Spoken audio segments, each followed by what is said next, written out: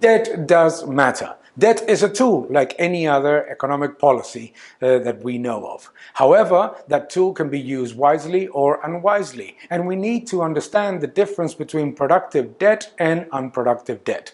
When governments massively increase debt to perpetuate current spending, political spending, administration, bloated, economic return spending, what happens is that the economy suffers by having this massive burden of a debt that will become higher taxes in the future. In reality, it is a higher tax on future growth, future development, productivity growth, and real wages. So unproductive debt is extremely negative. And what we have seen in the past crisis is that not only governments increase the proportion of unproductive debt when they attack the crisis situations, what we see as well is that we get out of crisis more indebted with less productivity growth and with less economic activity that goes to the productive sectors.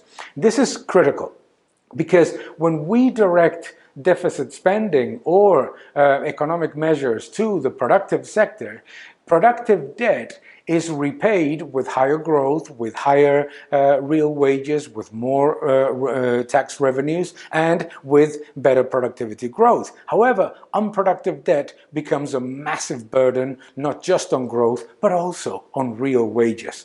It does not matter that the central bank buys it all or that it keeps yields low. High debt, when it's driven towards unproductive debt, continues to be a burden on growth, as we have seen in economies that have gone from stagnation to further stagnation, like Japan, for example.